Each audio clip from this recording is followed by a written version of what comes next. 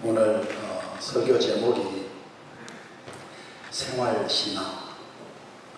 우리가 많이 하기도 하고 듣는 것은 신앙생활.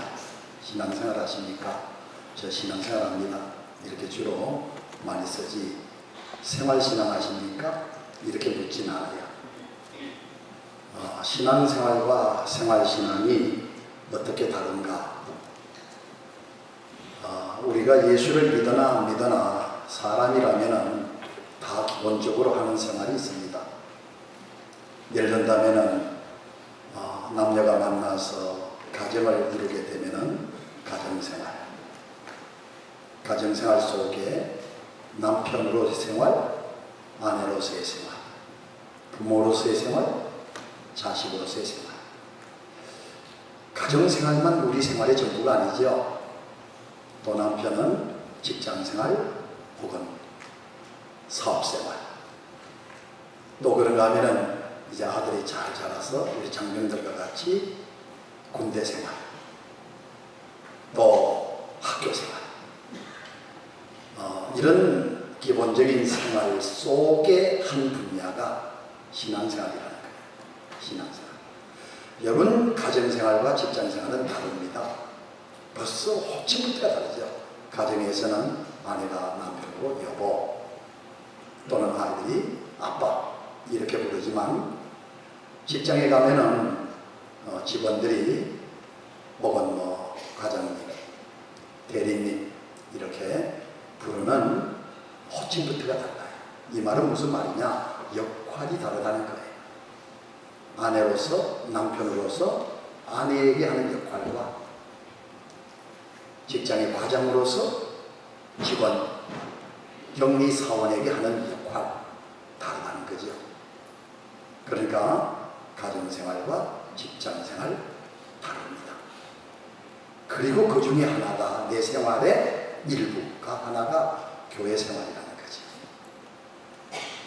이 말씀을 왜 드리냐면은, 이 신앙생활을 하게 되면은 가정생활과 직장생활이 다르듯이 교회 생활과, 즉 교회 안의 생활과 교회 바깥의 생활이 달라요. 교회 속에서는 참 인격적이고 배려심도 깊고 심지어 거룩하기까지 한 사람이 교회 바깥에 나가게 되면 완전히 생활이 달라져요. 그래서 이런 재밌는 이야기 있어요. 어떤 장로님과 권사님이 부부의 인연을 맺어서 잘 사는데, 이 장로님이 좀 성격이 포악한가 보죠? 교회 속에서 사는 교회 생활의 모습을 보면은 참 인자해요. 대표기도 할 땐 말할 거 없고 그렇게 거룩할 수가 없는데, 집에만 가면은 이 장로님이 달라지는 거예요. 여기 계신 장로들 말고요. 달라지는 거예요. 그래서 이 권사님 한 번은 담임 목사님을 찾아가서 울면서, 목사님, 저는요 우리 장로님하고 남은 생에 강단에서 살고 싶어요. 그랬대. 왜? 이 강단에서는 그렇게 거룩하고 은혜로운데 집에만 가면 사람이 달라지니까, 그래서 강단에서 살고 싶다. 이 신앙생활이에요. 신앙생활. 그러나 생활신앙은 그게 아니에요. 교회에서의 모습을 그대로 가짐으로 갑니다. 교회에서 만난 하나님, 그 하나님과 함께 만남으로 끝나질 않아요. 하나님과 동행합니다. 동행. 그러니까 교회 속에서 만난 하나님, 가정에, 직장에, 사회생활. 그렇게 이분은 1부 예배 마쳐 딱 나가면서 2부 예배가 시작이 되는 거예요. 교회 속에서만 찬양하고 기도하고 말씀 듣는 것이 예배가 아니라 교회 바깥 가정생활이 예배생활이에요. 그 속에 찬양이 있고, 그 속에 기도가 있고, 그 속에 말씀이 있고, 그 속에 성령의 역사가 있고, 또 직장에 가거나 사업 가면 그대로 가서 그 사업 자체가 신앙이에요. 신앙. 그래서 우리 주님께서 마태복음 5장에 너희는 세상의 소금이라 그러죠. 여러분 아마 우리 제주영락교회 식당 주방에 가면 소금이 있을 거예요. 그 소금을 집에 가져가 보세요. 변질돼요? 맛을 그대로 내는 거예요. 그거 사업처로 가져가 보세요. 맛을 그대로. 생활신앙을 말하는 겁니다. 그런데 우리 예수님께서 강도 만난 자의 비유에 말씀하실 때 어떤 한 사람이 길을 가다가 강도를 만나가지고 얼마나 두들겨 맞았는지 피투성이가 되고 옷 다 부티움을 당하고 지금 쓰러져 누군가가 도와주지 않으면 이 사람은 분명 죽게 돼요. 너무 도움이 절실히 필요하잖아요. 그럴 때 누가 지나갔어요? 그 당시 종교적인 지도자 제사장이 지나가잖아요. 이 제사장이 지나가면서 봤다니까요. 강도 만난 사람 봤어요. 피투성이가 된 사람 봤어요. 그 사람이 살려달라고 도와달라고 하는 소리 들었어요. 여러분, 이 제사장은요 백성들에게 사랑을 가르치는 사람이에요. 하나님의 말씀에 대한 전문가예요. 말씀에서 사랑을 빼면은 남는 게 뭐가 있어요? 우리 신앙에서 사랑을 빼면은 남는 게 뭐가 있어요? 그런데 성전 속에서의 모습과 성전 바깥에서 모습이 완전히 다르잖아요. 신앙생활. 레위인이 또 지나가죠. 그도 못 본 채 못 들은 채 지나갔어요. 사마리아인이 지나가다가 그 사람이 생활신앙한 사람이에요. 여러분, 우리 한국이 위기다. 그 위기 시발점이 어디서 시작됐는데? 교회입니다. 우리 믿는 사람입니다. 여러분, 교회 속에는 다 같진 않아요. 이건 어느 시대나 마찬가지예요. 크게 두 가지로 있어요. 신앙인이 있고 종교인이 있습니다. 종교인은 교회는 열심히 다니는지 몰라도 제법 찬양도 하고 제법 기도도 잘하지만 그분에게 믿음 없습니다. 성령 없습니다. 구원 없습니다. 그런가 하면 신앙인이 있죠. 이 사람은 구원받은 사람이에요. 그러나 이 신앙인도 크게 두 가지로 나눕니다. 구원의 확신을 갖고 믿는 사람이 있는가 하면 구원의 확신을 잃어버린 사람이 있어요. 저는 시편 51편의 다윗의 고백을 이렇게 보면서 우리는 성군 다윗이라 그러지만 저렇게 나쁠 수가 있을까? 저렇게 악할 수가 있을까? 저렇게 못될 수가 있을까? 이 다윗에 대해서. 여러분, 지금 나라가 한참 전쟁 중인데 신하들은 민족을 위해서, 왕을 위해서 생명 걸고 나라를 위해서 전투에 참전해서 싸우고 있잖아요. 다윗은 왕궁에 있다가 대낮에 왕두각에서 아래를 쳐다보는데 왜 젊은 여자가 발가벗고 목욕을 하는 거예요. 그 여자를 데리고 오잖아요. 그 여자가 누구예요? 다윗의 충성스러운 신하 우리아의 아내 밧세바입니다. 그 여자를 데리고 와서 죄를 범하잖아요. 여러분, 왕이라면 신하의 아내를 보호해야 되잖아요. 어떻게 왕이 신하의 아내를 그렇게 빼앗습니까? 그렇게 못된 짓을 합니까? 그리고 나중에는 임신이 됐다는 소식을 듣고는 어떻게 했어요? 아주 인간적인 머리를 굴려가지고 그 문제를 해결해 보려고 그러잖아요. 그래서 한참 전쟁터에 있는 충성스러운 장수 우리아를 불러들이죠. 그리고는 자기 아내 밧세바에게 들어가고 가죠. 잠자리를 하게 만들잖아요. 그런데 얼마나 우리아가 충성스러운 신하인지 지금 전쟁터에서는 내 동료들이 피를 흘리고 싸우고 있고 죽어가는데 내가 어찌 내 아내와 사랑할 수 있겠냐는 거예요. 그래서 아예 집에도 들어가지 않아요. 바깥에서 밤을 지새우잖아요. 그 소식을 들은 다윗이 그것으로 끝났으면 좋을 텐데 편지를 써가지고 우리아의 직속 상관에게 편지 보내는데 그 편지 내용이 뭐냐? 이 편지를 갖고 가는 이 사람을 최전방, 열이 가면 열이 죽고 백이 가면 백이 전사하는 가장 위험한 지역에 그 우리아를 보내라 그래서 결국은 왕의 명령 따라 가장 위험한 곳에 갔다가 전사하고 말잖아요. 여러분, 이게 다윗의 모습이에요. 그리고는 입 싹 닫고 아무 일 없는 듯이 국사를 돌보고 있을 때 여러분, 천만인의 눈은 가릴 수 있어도 한 분의 하나님의 눈을 가릴 수가 있어요. 모든 것을 창조하신 무소부지하신 우리 하나님을 어떻게 가릴 수가 있어요. 그래서 하나님이 나단 선지자를 다윗에게 보냅니다. 이 다윗은 아무 일 없는 듯이 선지자님 오셨습니까? 하고 인사했겠죠. 어쩐 일로 오셨습니까? 그랬더니 이 나단 선지자가 이런 이야기를 해요. 왕이요, 저 먼 곳에 마을에 큰 부자가 있다는 거예요. 얼마나 양과 소가 많은지 아주 잘 사는 부자가 있다는 거예요.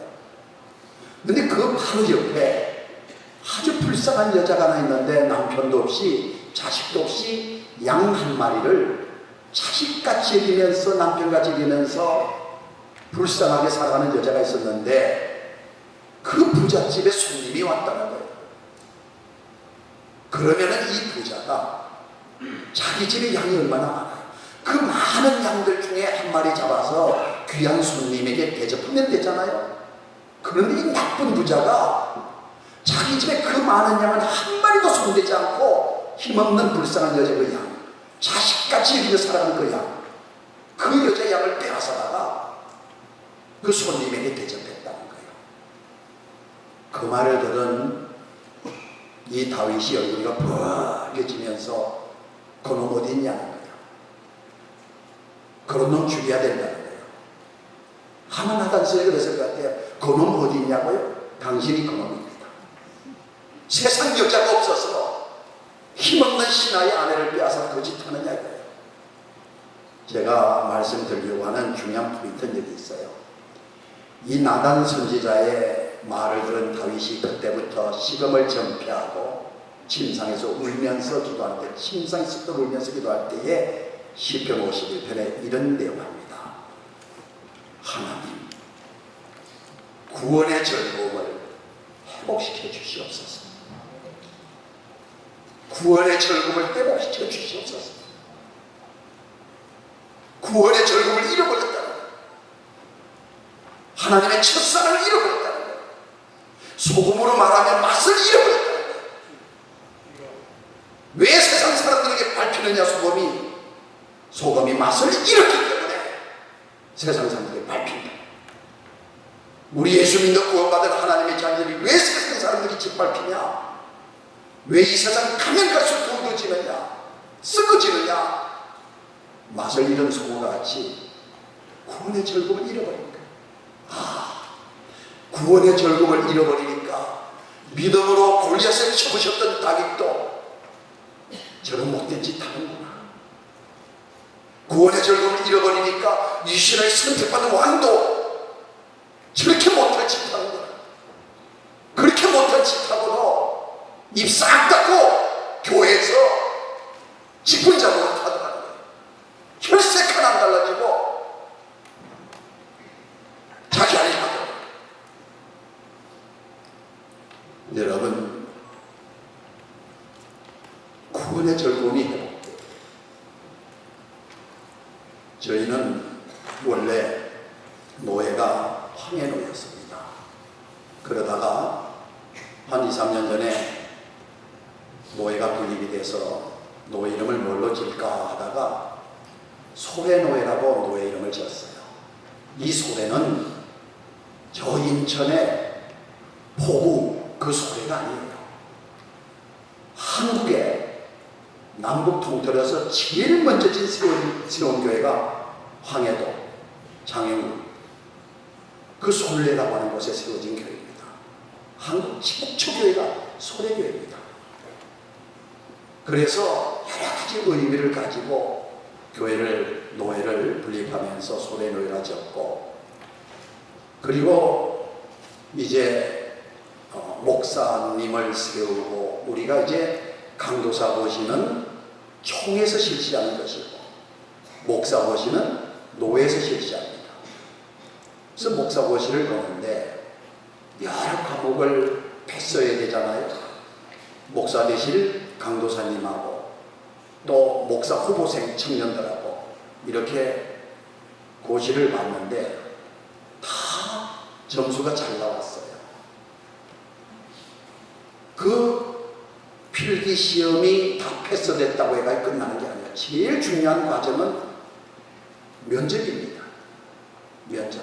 아무리 대학원을 우수한 성적으로 졸업을 하고 강도사 고시를 우수한 성적으로 패스하고 그래도 또 목사 고시를 모두 만점을 받았어도 면접에서 통과하지 못하면 목사 안 수업 받아요. 그래서 그 당시 정경 노회장들하고 저하고 몇지 앉아서 강도사님 한 7분 정도를 면접을 하는데, 다른 분들은, 목사님들은 여러 가지 질문을 하더라고요. 동성애에 대해서 어떻게 생각하느냐, 노모에 대해서 어떻게 생각하느냐 묻더라고요. 그래서 제가 순서가 와서 제가 이걸 물어봤어요. 강도사님 구원 받으셨습니까? 아주 심정이 아멘. 하나님을 인격적으로 만나봤습니까? 아멘. 하나님의 뜨거운 사랑을 체험해봤습니까? 아멘. 확신이 있더라고요. 그래서 제가 질문하기를, 나를 면접하는 목사가 생각하지 말고 나를 예수 전혀 안 믿는 세상 사람이라고 생각하면서 강도사님이 만난 하나님, 강도사님이 받으신 하나님의 사랑에 대해서 저한테 소개해 주세요. 그랬더니 첫 번째 강도사님이 이 질문에 당황하는 빛이 역력해 보여요. 그래서 제가 다음에 말씀하셔도 되고요, 두 번째 되신 분한테 다시 물어봤죠. 강도사님이 만난 하나님의 사랑, 강도사님이 받은 하나님의 구원 설명해 주세요. 분명히 하나님의 사랑을 받았어요. 키가 좀 조그만한 분인데 이분의 그 사역 계획서를 보니까 목사 안수 받으면 바로 선교사로 나가려고 준비하신 분이에요. 아주 왜소해요. 제가 질문하니까 고개를 이렇게 숙이고 있다는 거예요. 그래서 나는 뭔가 생각하는 줄 알았어요. 그게 아니에요. 자세히 보니까 밑에서 위에서 밑으로 뭐가 뚝뚝뚝뚝 떨어지는데 흘러내리는 정도가 아니라 물방울이 떨어지듯이 눈물이 뚝뚝 떨어지면서 흐느끼 울기를 시작하는데, 하나님의 사랑을 이야기하려고 하니까 그 사랑이 너무 큰 거예요. 자기가 받은 하나님의 뜨거운 사랑을 이야기하니까 얼마나 그 사랑이 뜨거운지 견딜 수가 없는 거예요. 말로 표현을 못하는 거예요. 울기만 하더라고요. 그러면서 하나님의 사랑, 내게 주신 하나님의 사랑, 나를 잊지를 못해. 그래서 제가 알았습니다. 더 이상 들을 게 뭐가 있어요. 그리고 한 분, 호련한 강도사님인데 좀 키는 커요. 이분은요, 하나님의 사랑을 이야기하면서 기절하고 그러더라고요. 흉이 가만하죠. 꼭 뭐 같냐면은 옛날 이산가족 찾기 할 때에 죽은 줄 알았던 딸을 어떻게 해가 찾았잖아요. 그래가지고 그 방송국에 나와가지고 그 어머니와 딸이 상봉을 하는데 이 딸이 엄마 하고 부르니까 이 어머니가 나와서 딸을 보더니 그냥 기절해버려가지고 방송국 난리가 났잖아요. 응급처치하고 그런 상태더라. 여러분, 구원의 즐거움을 잃어버리니까 다윗도 그런 못된 짓 하더라고요. 다윗도 그런 엄청난 죄를 범하고 눈을 까딱하지 않고 아무 일 없는 듯이 국사를 돌보더라는 거예요. 한국의 위기는 교회 위기예요. 교회가 회복이 돼야 되고 국민 안 믿는 사람의 눈보다도 한 분 하나님의 눈을 의식해요. 세상 국민들의 요로를 두려워하지 말고 하나님의 말씀을 들으면 사람들 앞에 보이려고 하지 말고 우린 하나님 앞에 서야 돼요. 저는 오늘 이 시간에 성경에 나오는 많은 인물 가운데 아리마대 요셉이라는 사람에 대해서 좀 소개하고 말씀을 맺으려고 합니다. 성경 사복음서에 보면은 아리마대 요셉에 대해서 다 설명이 되어 있어요. 이런 사람이다, 이런 믿음의 사람이다. 마태복음에 보면은 27장에 아리마대 요셉이 참 부자였습니다. 잘 사는 사람이에요. 그런가 하면은 마가복음 15장에 보면은 존경받는 사람이라고 되어 있어요. 안 믿는 사람에도 존경받는 사람이에요. 오늘 누가복음 23장에는 그의 직업이 공회의원이라고 되어 있어요. 여러분, 이 공회의원 대단한 겁니다. 이 당시 이스라엘은 로마의 식민지 생활을 할 때입니다. 그 당시 로마는 한두 나라를 지배한 게 아니라 엄청나게 많은 나라를 지배하던 그 시대, 그 중에 지배받는 나라가 이스라엘 나라예요. 그러다 보니까 로마 제국은 많은 나라를 점령하고, 그리고 점령한 나라를 효과적으로 통치하기 위해서 점령국의 상황에 맞게끔 그 식민지들이 지방자치정부를 구성해가지고 큰 문제 아닌 것은 스스로 해결할 수 있도록 허락한 것이 공회입니다. 사내들인 공회입니다. 그래서 사내들인 공회위원회는 모두 72명으로 구성이 되어 있는데, 이것은 구약에 나온 모세를 도왔던 72장로에서 기인한 것이라 학자들은 말합니다. 이 유대교파는 바리새파와 사두개파 크게 둘로 나누는데, 이 절반씩 공회를 뽑아가지고 모두 72명 자동으로 대제사장이 공회의원직이 되는 것이죠. 그래서 어떤 사형 집행권이라든지 외교권이라든지 군사권 이런 것은 로마가 직접 관장을 하고, 그 외의 모든 사소한 것은 이 공회의원들이 다 결정하도록, 어떻게 보면은 유대인에게 있어서는 최고의 권력기관이 사내들인 공회입니다. 그러다 보니까 이 공회의원이라고 하는 것은 유대 사람으로서 최고 출세한 사람이라 이렇게 볼 수가 있죠. 그런데 이 아리마대 요셉은 부자요, 존경받는 사람이요, 오늘 누가복음에는 선하고 의로운 사람이면서 하나님의 나라를 기다리는 사람이라고 하는 걸 보면은 이 사람은 믿음도 좋은 사람, 사회적으로 인정받고 아주 믿음이 좋은 사람입니다. 그래서 오늘 이 본문 말씀에 보면은 이 아리마대 요셉을 가만히 보니까 정말 우리가 오늘 이 시대에 우리도 이렇게 믿고 이렇게 생활해야 된다. 그래서 생활신앙한 아리마대 요셉이라 이렇게 제목을 붙여도 좋을 듯 싶습니다. 한 번은 밤에 이 공회원 의장이 모든 공회의원 소집령을 내렸어요. 그래서 이 아리마대 요셉도 공회의원인지라 그 소집에 따라서 가봤더니 모든 공회의원 72명이 다 모인 겁니다. 그런데 모임의 의제가 뭐냐? 예수님을 잡아다 놓고 죽이자는 거예요. 그런데 72명 중에서 아리마대 요셉 한 사람만 빼고 전부 찬성하더라고요. 예수 죽이자는 거예요. 이럴 때 아리마대 요셉은 다 찬성하는데 나는 반대한다는 거예요. 여러분, 왜 예수님을 죽여야 되느냐는 거예요.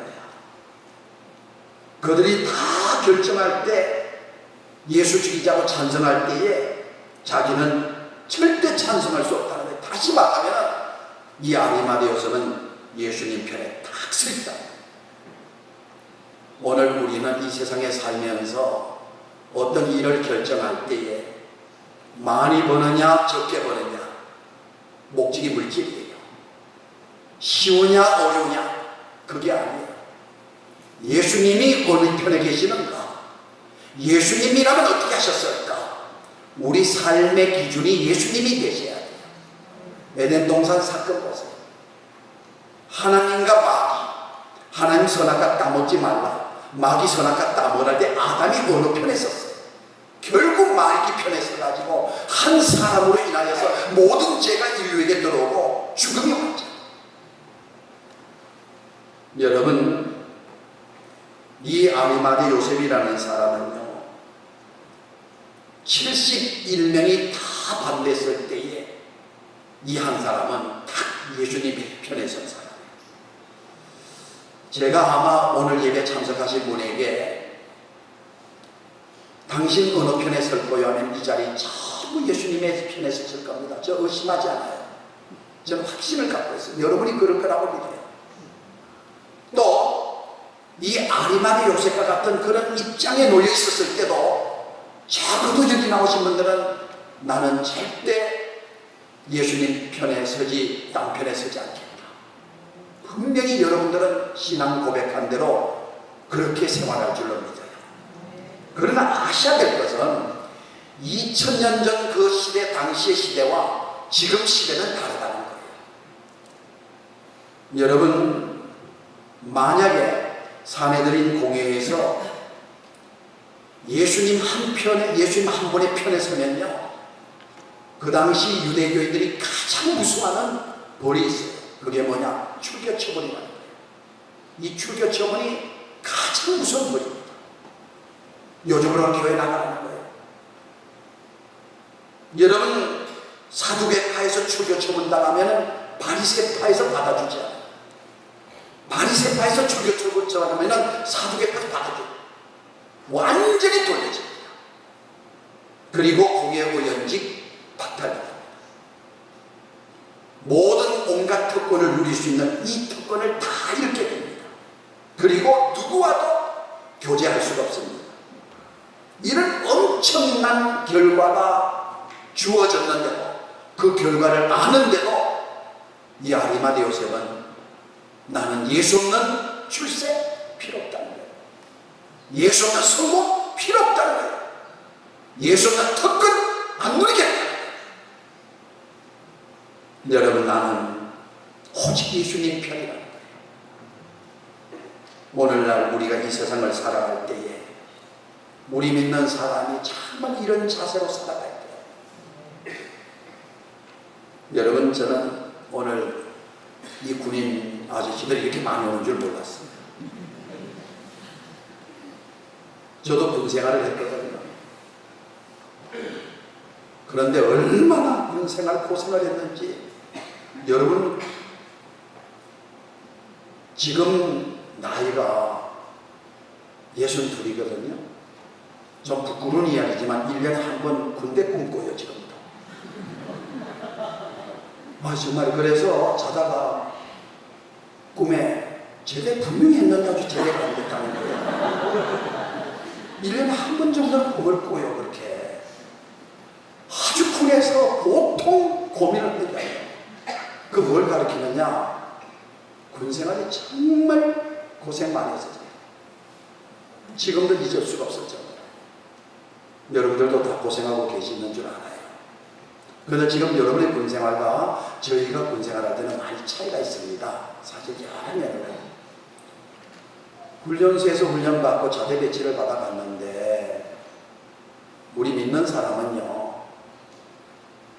군생활이 그 당시 굉장히 힘들었어요. 자대 배치를 받아가니까 신고식 하는 거 알죠? 우리 대대장님이 2등병부터 올라가가지고 대대장님 때문이에요.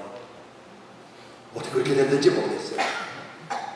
그러다 보니까 연세가 많아요. 사단장이 투석한데 짬밥이 대대장님이 더 많아요. 군대 짬밥 수면요 더 많아요. 그러니까 사단장님이 대대장님한테 말 못 나요. 존대어를 썼다고 그러니까. 그 당시 그랬어요. 중령이셨는데 선임들이 신병들 한 5명이 그 전출받아 갔는데 훈련을 교육을 시키더라고요. 오늘 밤에 회식하는데 대대장님도 오시고 간부들이 온다는 거예요. 그럼 너희가 어떤 자세로 어떻게 해야 되는지를 선임들이 우리 신병들을 가르쳐 주더라고요. 술을 따라주는데 술을 받을 때 그냥 받지 말고 간등성명 확실하게 되고 따라주면은 잘 마시겠습니다. 그리고 오영구형 하지 말고 원샷 하라는 거예요. 군인답게. 그게 훈련, 그 교육이었어요. 지금은 안 그러죠. 그때 그랬어요. 막걸리 따라주면은 짤막 간등성명 이병 빼마시고 이렇게 딱 하고 쫙 마시는 거예요. 그랬더니 우리 동기들이 한 놈씩들 다 불려들어가요. 제 앞에 왔어요. 내가 누구예요? 예수 믿는 사람이잖아요. 대대장님 따라주려고 하는데 죄송합니다. 저는 크리스찬입니다. 그랬다니까. 대대장님 웅치하더라고요. 그땐 그랬어. 저를 위해서, 군대 간 저를 위해서 우리 어머니가 얼마나 울면서 기도하셨는데, 내가 섬기던 교회 목사님, 장로님들이, 권사님들이 얼마나 기도하고 있는데, 내가 가르쳤던 청년들이 나를 위해서 얼마나 기도하는데. 그래서 대대장님이 당황하시더니 부관에게 가서 칠성사이다 가져와. 칠성사이다를 좋아합니다. 오늘 우리 목사님도 7별을 잡으신 7별 칠성 맞잖아. 요한계시록에 나오는. 근데 신기한 게 PX가 엄청 멀거든. 어디서 갖고 오는지 2분 만에 갖고 오더라. 너무 신기했어요. 어디서 갖고 왔을까? 그것이 궁금했었어요. 그래서 그날 칠성사에다 딱 들어가지고 따라서 쫙 원샷을 했어요. 그날 밤 제가 어떻게 됐을 것 같아요? 상상이 가요? 죽는 줄 알았어요. 이 고참들이 돌리기 시작하는데 아주 그때 기억 생생합니다. 그 무시무시한 얼차례. 군생활이 믿는 사람으로서 그렇게 쉽진 않더라고요. 한 번은 부관이 오더니 외병 찾더라고요. 그래서 하니까 대대장님이 오라고 한다는 거예요. 대대장님이 혹시 명령이에요. 두 눈도 못 뜨고 이렇게 봅니다. 어디 감히 오늘 여단장님 계시는데 대단한 거요. 우린 상상도 못해. 어디 그 옆에 앉을 수가 있니? 아이고, 정말 대단한 거죠. 사진 찍어놨어요. 대대장님 앞에 서지도 못했어요. 그때. 아니 고참 일병 앞에서도 제대로 못 선 게 어떻게 대대장님 앞에 서나. 이제 개인 부름을 받았어요. 나가 대대장님 대장실에서 들어오세요. 들어와! 해야 되는데 들어오세요! 그러더라고요. 이상하다고 했어요. 그러면 이렇게 탁 하고는 대장님 부른 바가 왔습니다. 그러니까 벌떡 일어나더니 하시는 말씀이 여기 앉으세요. 그러더라고요. 저를 보고 앉으세요. 이상하다고 했어요. 연세가 좀 잡수였는데 딱 앉으니까 그 속에 조그마한 냉장고 하나 있는데 거기서 칠성사기가 들어있더라고요. 그게 있더라고요. 그걸 꺼내가지고는 딱 주면서 하시는 말씀, 전도사님 그러더라고요. 제가 군대 가기 전에 전도사였거든. 신학생이었잖아요. 전도사님 잡수세요. 그러더라고요. 알고 봤더니 우리 대대장님이 교회 집사더라. 나는 교회 뭐였어요? 전도사고 우리 집 교회 그 대대장은 집사야. 나는 목사 새끼고 그 대대장님은 장로 새끼야. 기꺼이마다 장로고 나는 올라가면 목사 되는 거라. 나는 축도해. 그 대대장님 그걸 아는 미래를 본 거야. 이분은 미래 목사, 나는 미래 장로. 여기서 수고로 들어야지. 그러면서 저를 부른 이유가 뭐냐면요, 사명을 주셨어요. 전부 기상돼서 구보하기 전에 너는 구보하고 와가지고 저에게 기도를 하게 하셨어요. 그때 모든 장면들을 위해서 고향을 향하여 부모님을 향하여 전부 장면들이 딱 있다가 동선 어디 있는 걸 전부 일어나고 묵냐 그러면 이제 제가 기도하는 거예요. 사명을 주셨어요. 여러분 우습게 들릴지 몰라도 저 굉장히 힘들었어요. 신앙을 지키기가 굉장히 쉽지 않았어요. 많은 어려운 과정을 겪었어요. 그런데 결국은 그 어려운 과정을 통해서 인정을 받게 됐어요. 다니엘서 1장에 보면 이런 말씀이 있습니다. 다니엘이 뜻을 정하여 왕의 음식과 그가 마시는 포도주로 자기를 더럽히지 아니했다는 말씀이 있어요. 여러분 에덴 동산에도 하나님께서 따먹도록 허락한 과실이 있고요, 따먹지 말라고 하는 과실이 있었다. 이 말은 오늘날 이 세상의 많은 일들 중에는 내가 할 수 있는 일이 있고 해서는 안 될 일이 있어요. 그래서 개명에 하라, 하지 말라 이랬어요. 하라고 하는 것을 하지 않았을 때, 하지 말라고 했을 때 이게 죄고 이게 불행을 가지고 오는 거예요. 다니엘은 뜻을 정했어요. 바벨론의 포로로 잡혀갔잖아요. 그리고 왕의 진미는 단순히 왕의 진미가 우상 앞에 바쳐진, 그리고 우상 앞에서 베풀어지는 바로 식사 시간. 어쩌면은 우리가 교회에서 떡과 포도즙을 통해서 주님 앞에서 성찬 예식을 하죠. 이건 단순히 음식 먹는 것으로 끝나는 게 아니잖아요. 그래서 이 다니엘은 이 음식으로 자기 신앙을, 영적 정결함을 더럽히지 않겠다. 우리 예수 믿는 사람은요, 사실 먹는 것부터가 달라요. 제가 이런 일이 있었어요.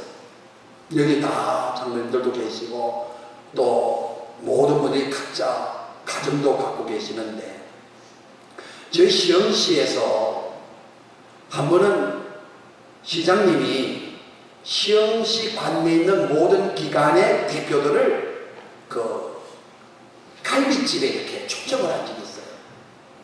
그래서 거기 보니까 교육계 대표, 교장 선생님들이라든지 또 교육감이라든지 또 언론계 또는 금융계 해가지고 뭐 은행이라든지 새마을본고라든지 이런 대표. 저는 그 당시 기독교 대표였어요. 제가 기독교연합 회장이었기 때문에. 그래서 기독교 대표는 제가 가고 그 옆에는 천주교 대표 신부님이 오시고 또 청룡산과 큰 절 대표 스님 주지스님도 오셨어요. 그래서 종교인 대표는 그 식탁에 이렇게 종교인들만 앉을 수 있도록 제 앞에 스님이 계셨고 그 옆에 신부님이 계시고 이렇게 앉았었어요. 근데 저쪽에 보니까 제가 잘 아는 마을 금고회 사장, 이사장님이 감리교 장로님이세요. 장로님도 그 금융계 대표로 오셨더라고요. 인사했는데,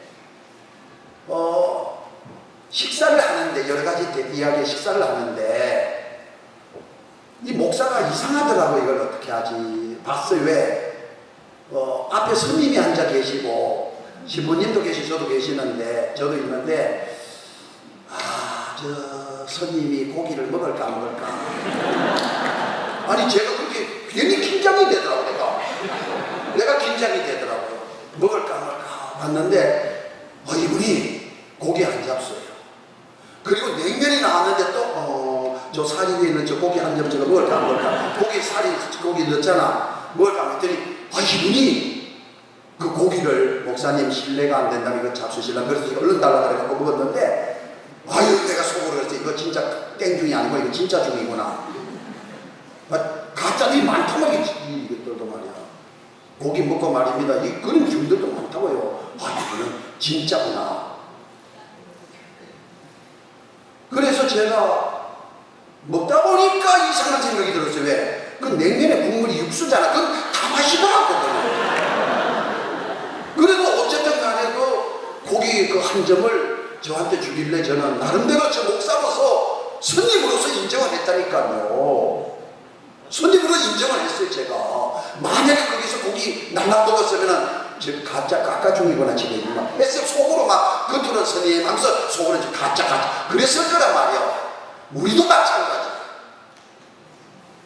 옆에 앞에 있는 장로님 이사장 마을고기 이사장 장로님 보니까 다 맥주 시장에 가면서 다 따라주더라고요. 시장님이 다 따라주면 감사받아갖고 막 마시고 그러는데 그 장로님 딱 봤더니 안 마시더라고요. 그래서 내 속으로 그랬어요.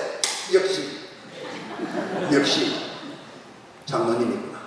역시 안 믿는 사람은 그런 것 가지고 평가한다고. 그런 거 하나 가지고 평가한다고. 안 믿는 사람은 우리와 뭐가 다르다고 그분들이 먼저 인정을 하는 거예요. 그런데 그들이 기대하는데 우리가 그 기대감에 미치지 못한다는 거죠. 인정하는데 우리 스스로 그 인정을 부인한다는 거죠.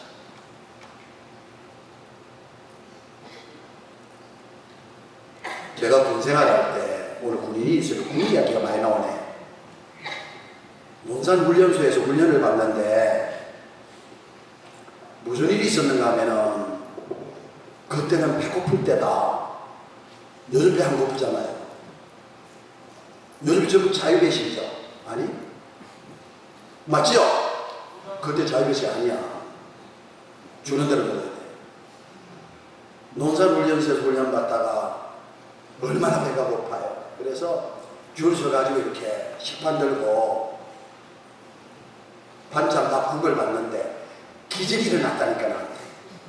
무슨 기적이 일어났느냐?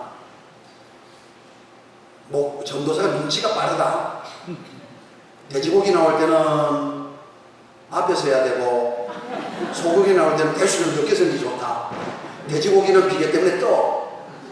소고기는 깔앉아.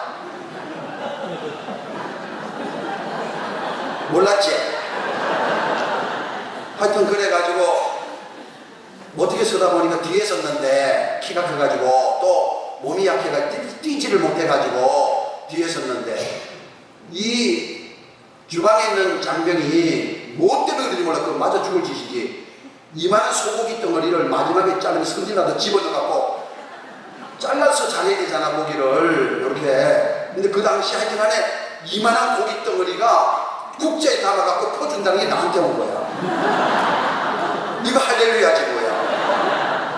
이게 정말 이게 기적이지 뭐냐. 그래가지고는 그 식판을 들고 옆에 있는 애들은 부러워가지고 내가 너무 부러운 거라. 그 고기 덩어리 뜯을 생각하니까 부러운 거라. 그래서 너무너무 하나님 앞에 감사해서 평상시 1분 기도하는 것을 3분을 기도했다는 감사합니다. 잘 먹겠습니다. 그러고 없어졌어 이게. 어떤 놈이 찍어가지고 도망가 버렸어. 이거 없어졌어. 아무리 살려봐도 없어. 없어. 이게 어떤 놈이 기도하는 틈에 찍어가지고 튄 거야. 그 다음부터는 눈떠보기 됐다. 꼭 눈 감고 기도하는 법 있나?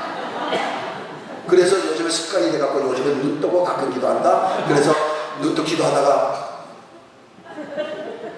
그 기도하는 거예요. 그래요.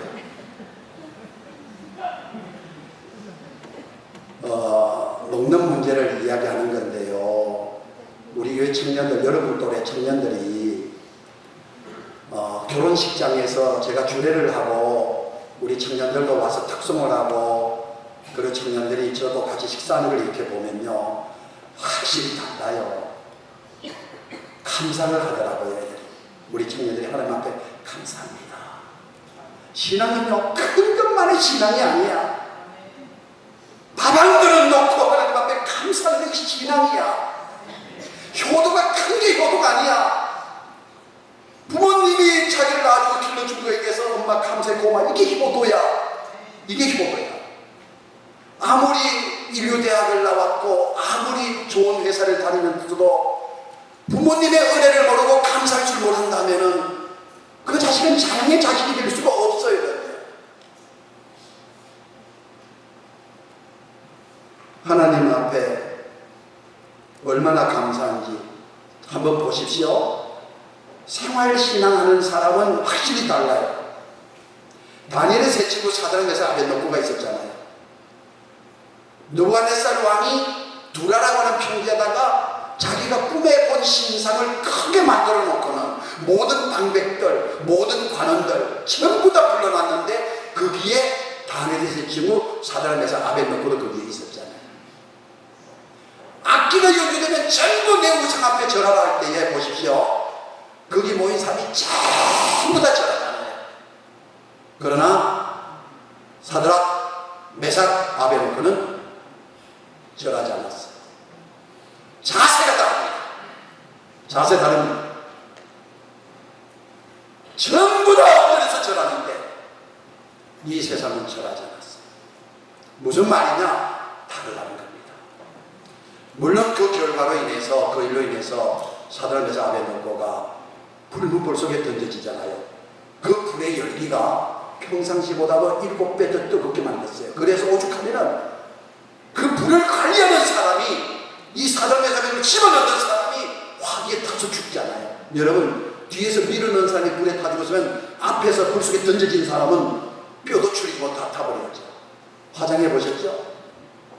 뼈만 조금 남는 거예요. 그런데 사드락, 메삭, 아벳노고가 던져진 풀무불은 죽음의 풀무불이 아니에요.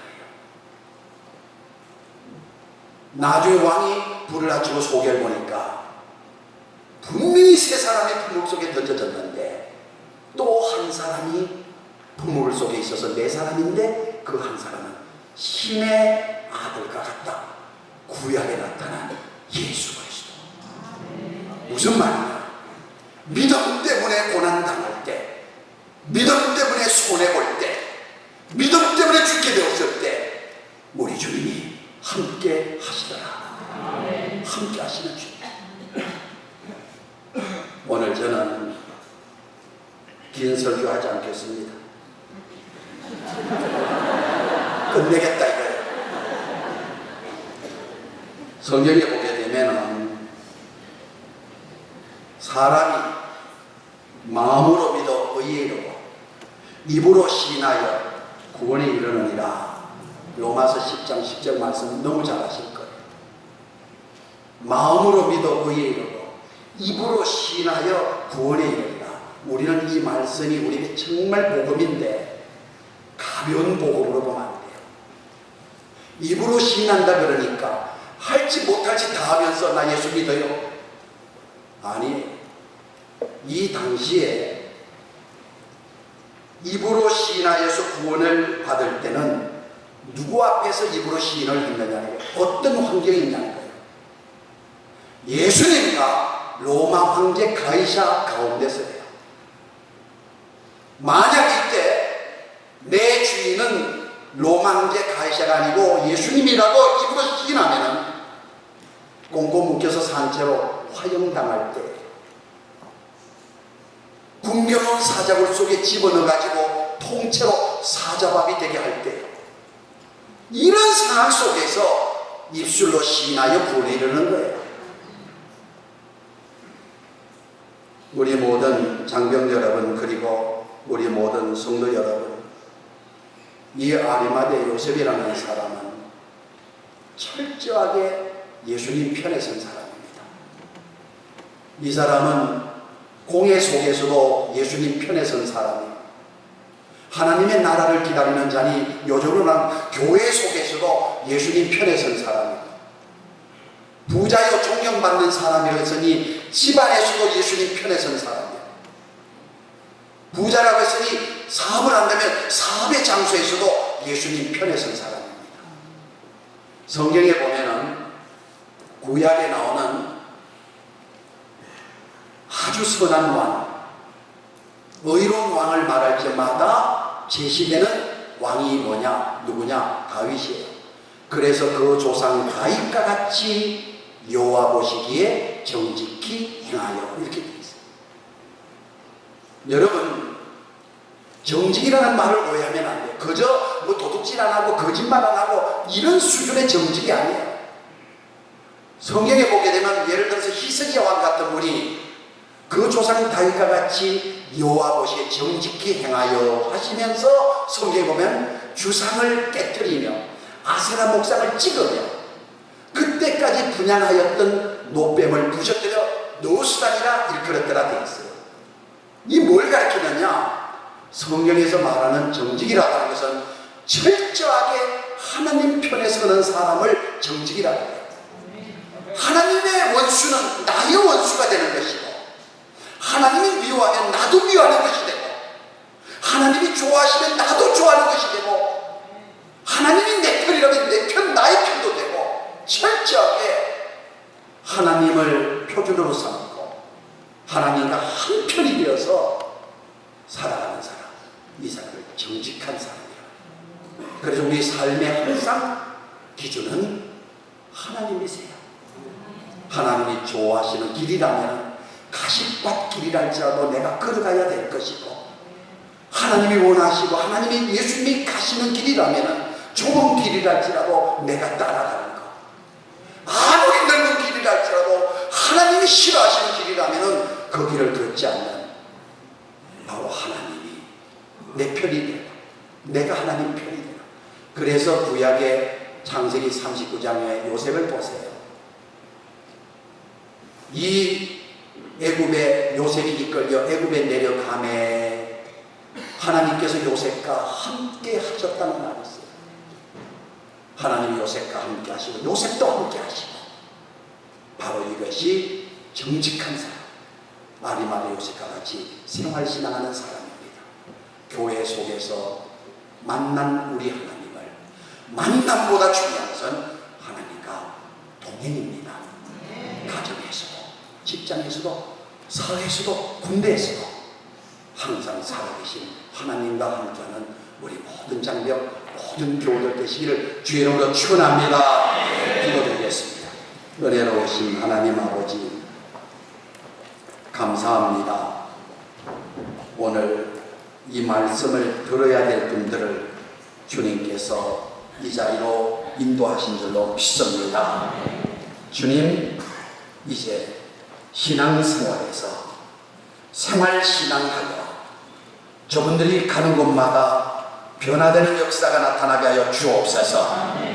모든 집안을 밝히게 하시고 모든 이 사회를 밝히게 해주시고 저들의 빛든 삶을 통해서 이 세상을 변화시키게 하여 주시옵소서. 생활신앙을 통해서 하나님께 큰 영광이 돌려지게 하여 주시옵소서.